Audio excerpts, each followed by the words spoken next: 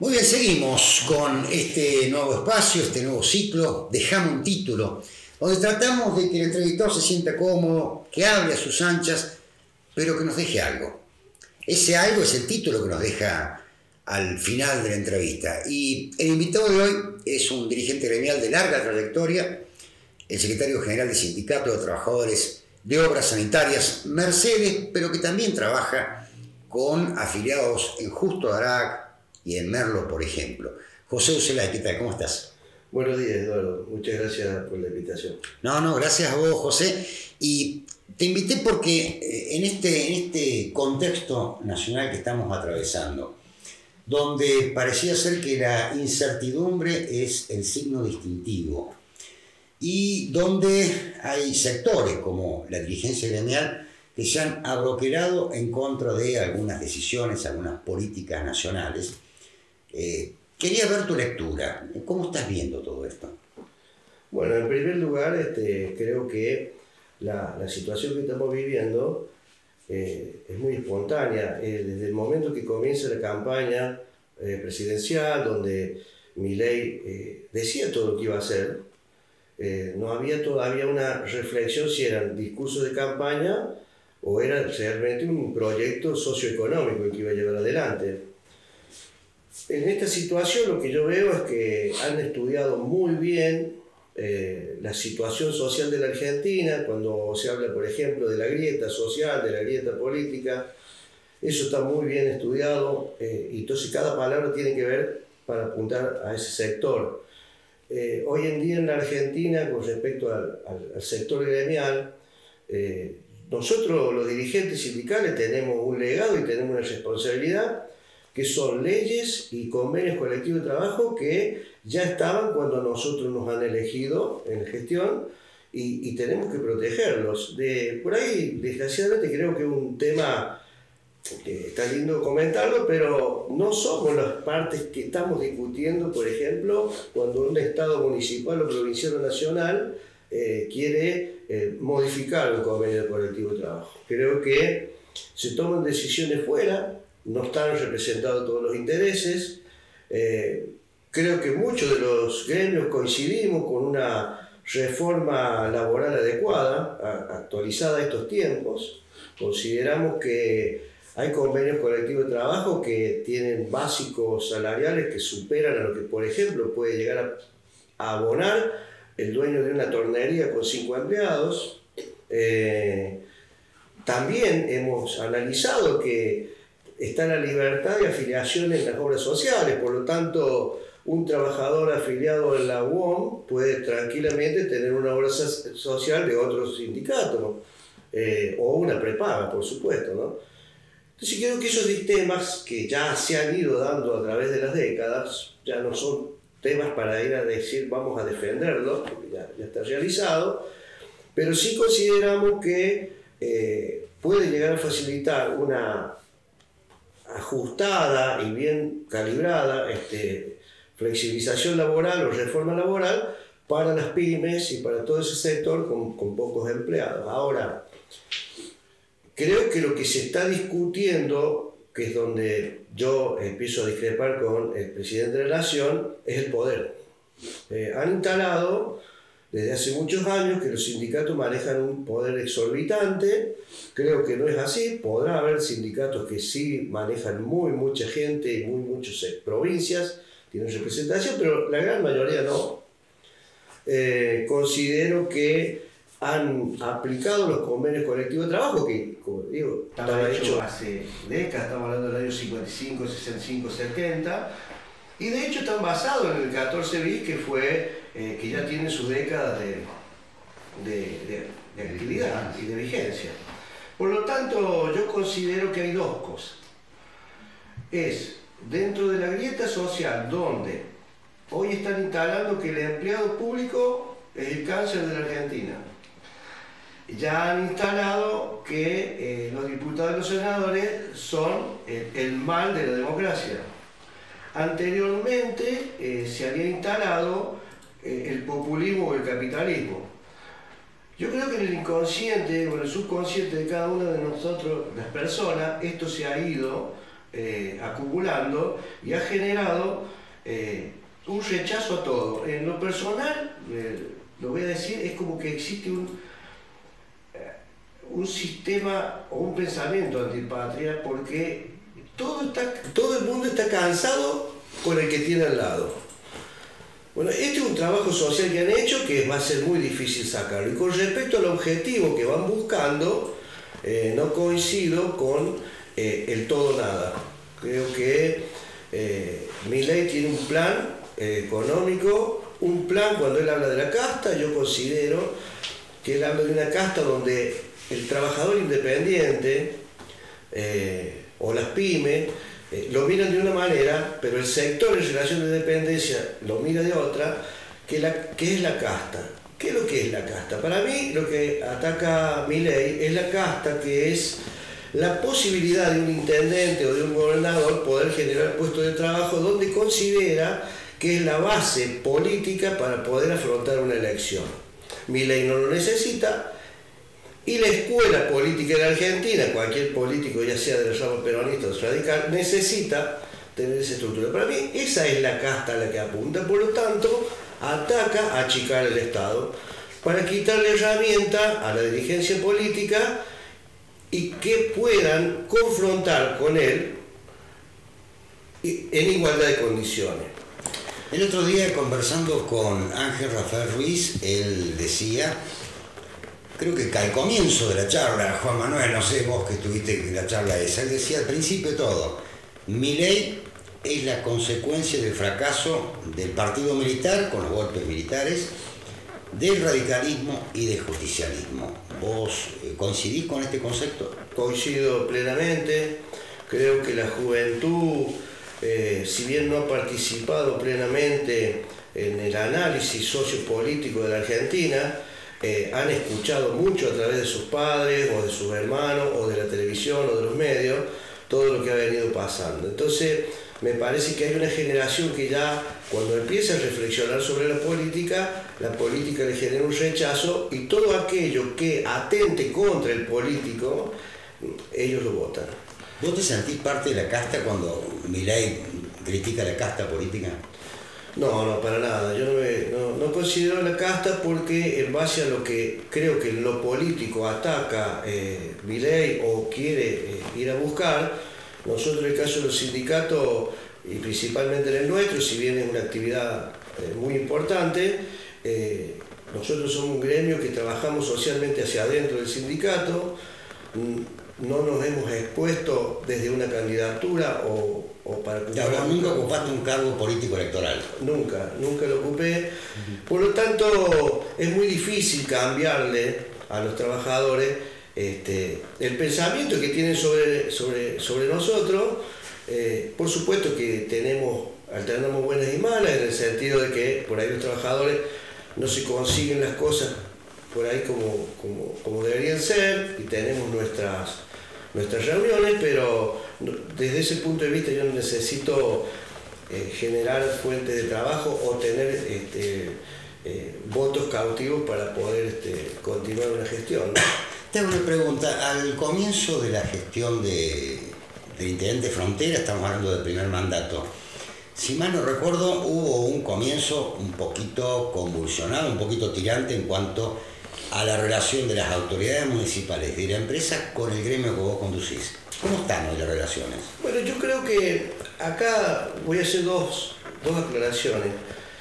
Yo creo que Frontera tenía bien en claro lo que él necesitaba para gobernar la ciudad, y tenía bien en claro qué es lo que debía hacer en obras sanitarias para poder llevar su impronta dentro de la gestión de obras sanitarias. Esto es por un lado, ¿no?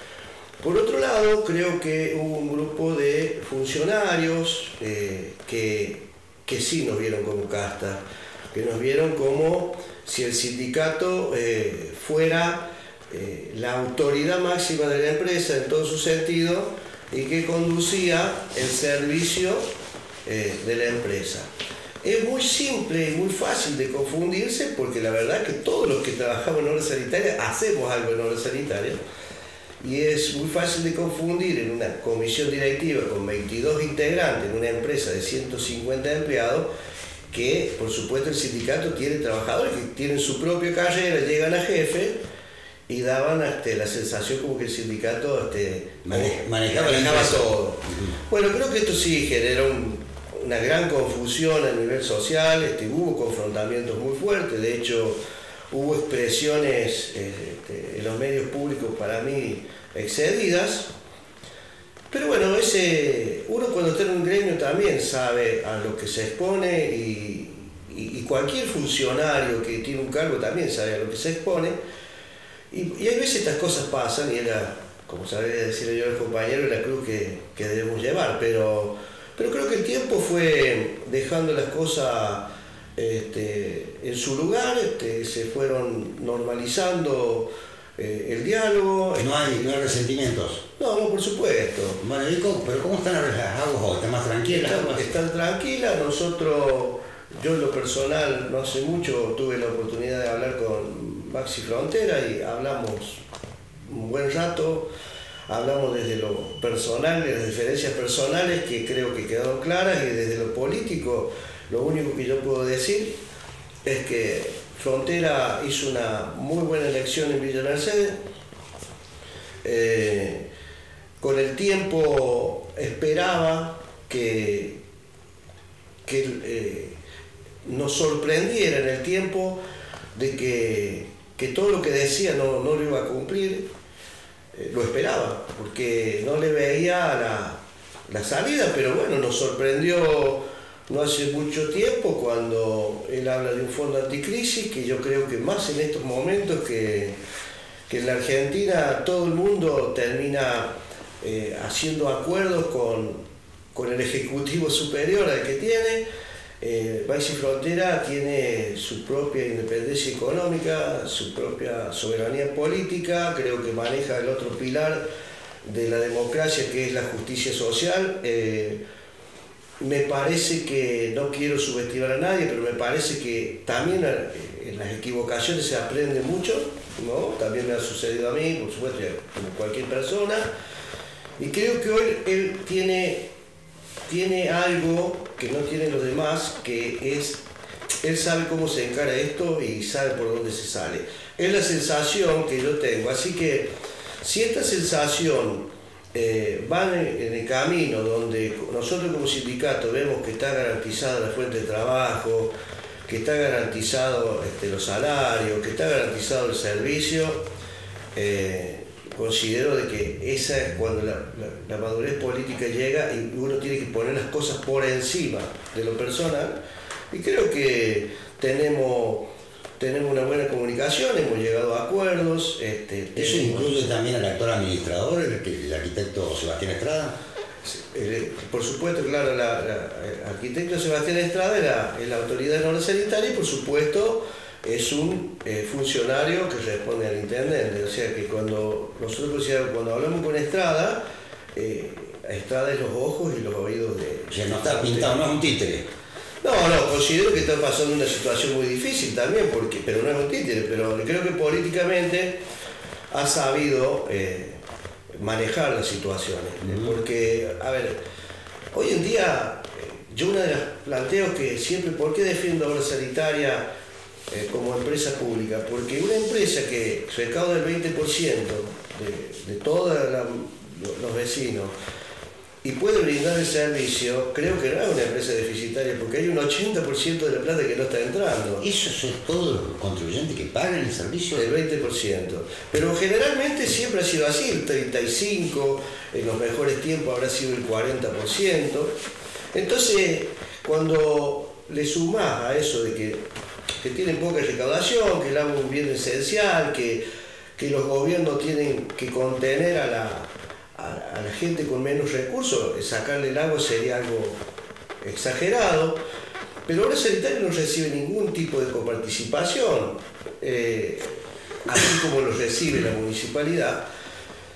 Entonces para mí son empresas que son rentables, y a todo esto, si le sumás que cuando van a dar el aumento de las tarifas, lo discute cualquiera menos Obra Sanitaria, porque eso lo discute el Consejo Deliberante, claro, la Cámara de Comercio, y y se arma todo un consenso, entonces vos tenés una inflación del 280% y te aprueban un aumento de tarifa del 60%. Entonces, a mí me parece extremadamente por ahí injusto, porque creo que hemos vivido privatizaciones en la Argentina.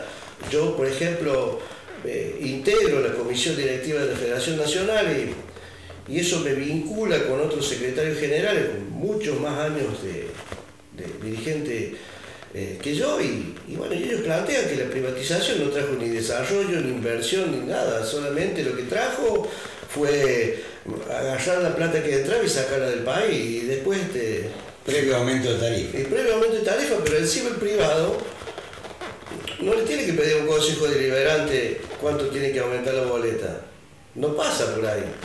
Entonces se maneja. Te cortan el servicio si no pagás. Y cortan el servicio automáticamente si no lo pagás. Pero aparte, yo considero de que hoy en día Obras Sanitarias Mercedes y Estrada o Frontera, que está a la calle de la Intendencia, están haciendo una buena gestión, porque, como decimos en el ámbito, se hace pan con la harina que hay, y la situación económica no es buena en ningún lado.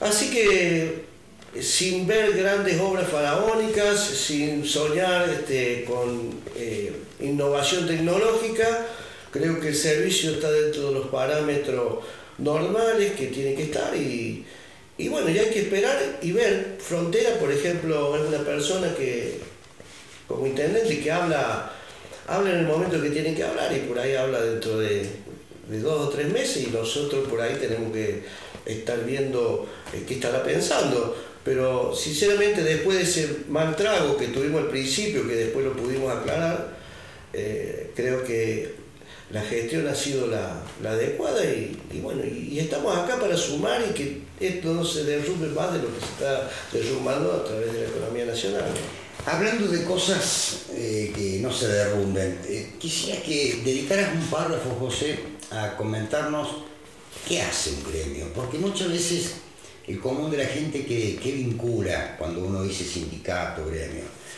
aquel que defiende, que lucha por la defensa de los derechos y que discute los salarios. Pero hay una cuestión social, diría casi de contención afectiva, del cual poco se conoce, salvo aquel que tiene, por supuesto, actividad y que concurre a un gremio, que mucha gente no lo hace. ¿Qué cosas hace, por ejemplo, el Sindicato de Obras Sanitarias? El Sindicato de Obras Sanitarias, considero que, al ser una empresa no demasiado grande, pero a su vez, como decía al principio, importante, el sindicato es un sentido de pertenencia y es una identidad. Todos los secretarios generales que han pasado por Obras Sanitarias han tenido una virtud, excluyéndome yo, por supuesto, porque lo que voy a decir me parece que es muy importante.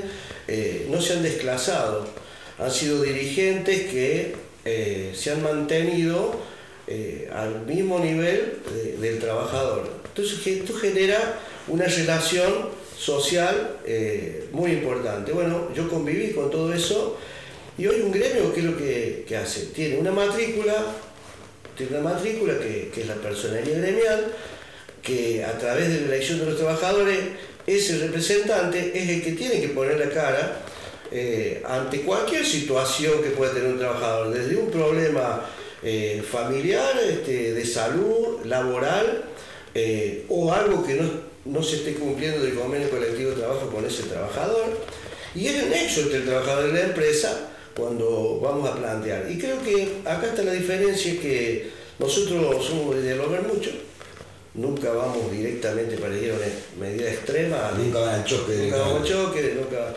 vamos dialogando. Bueno, después, cuando las situaciones no se resuelven, utilizamos las instituciones que tienen que estar. Entonces, un tema de salud a través de la obra social, el tema de estas intimidades que se dan entre el trabajador y el dirigente, que eso queda en esas 4 paredes, y ya sea de cuáles. ¿Intimidad en qué sentido? Y pueden ser problemas económicos, pueden ser problemas... ¿El gremio tuyo alguna vez dio préstamo también al personal? Lo damos, lo seguimos dando, Nosotros, el tema del préstamo nació de que en una época, cuando los trabajadores tenían un problema, los mismos trabajadores generaban colectas y lo ayudaban. Me pareció una acción muy solidaria, muy empática. Pero también analizaba que ese trabajador que recibía la ayuda se sentía después comprometido con todos los que los habían ayudado, por lo tanto, después se limita el dar un punto de vista. Entonces el sindicato empezó a dar préstamos para todos aquellos compañeros que tenían un determinado problema de salud, preservando la dignidad del compañero. Después se fue extendiendo. Después ahora, por ejemplo, el préstamo, el que necesita el préstamo, le presta. Ahora le prestamos, pero ahora puede tener un préstamo y tiene un problema de salud y tiene que bajar. Y siempre van.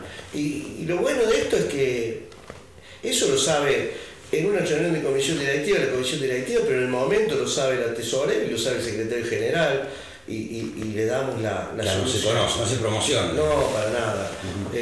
Después, este año tuvimos financiación en turismo en hoteles de Carlos Paz, de Montehermoso, de Mar del Plata, pero lo digo así como un dato para que se entienda. Salía 10.000 pesos por persona por día en Montehermoso, por ejemplo, un hotel muy grande que hay de obra sanitaria, y lo daban a pagar en 5 cuotas sin interés después de que el trabajador había estado en el hotel. Esto generó una movida, digamos, de vacaciones y de esparcimiento para los compañeros. Y bueno, y estas son las situaciones. Después está la situación legal, que el sindicato a través de sus abogados asesores, o en este caso el secretario general, va a plantear la parte legal. Y después está, ¿no es cierto?, conformado por toda una estructura, el secretario de organización, el secretario de acción social, el secretario gremial, que son los que levantan las banderas cuando hay una necesidad. Hablando de necesidad, ustedes también este año creo que entregaron el kit escolar. Este año nosotros entregamos una ayuda escolar que eran 20.000 pesos. En vez de un kit, el dinero para comprar. Sí, y te explico por qué. Sabemos dar el kit muy lindo, pero en esta oportunidad, como la empresa iba a dar una ayuda, iba a dar un kit para que no se repitiera, lo que hicimos era dar 20.000 pesos por hijo, desde jardín de 3 años hasta inclusive los que van a la universidad, para que los padres pudieran con ese dinero completar los kits que habían recibido. Otros años hemos dado kits, hemos trabajado mucho en el tema de la pandemia. Por ejemplo, el sindicato aportaba a los trabajadores, más allá de lo que aportaba la empresa, muchísimo apoyo sobre los elementos de seguridad que le entregábamos, porque era una situación difícil, y en la época de la pandemia el agua, con el tema de la higiene, en la época de COVID, los trabajadores no podían estar en la casa y se exponían permanentemente a contagios. Entonces íbamos relevando a los compañeros, también hemos ayudado. Y después, bueno, la bolsa de trabajo del sindicato, que siempre la hemos consensuado con los intendentes del momento. Y eso es para, cuando se produce una vacante, poder hacer ingresar a un hijo de un trabajador, una hija. Te agradezco mucho, José, que hayas venido, y decime, antes de irte, ¿qué título nos dejas? Yo creo que el título es tenemos que adaptarnos a los nuevos desafíos, no tenerle miedo y aceptar lo que tenemos y lo que nos pasa.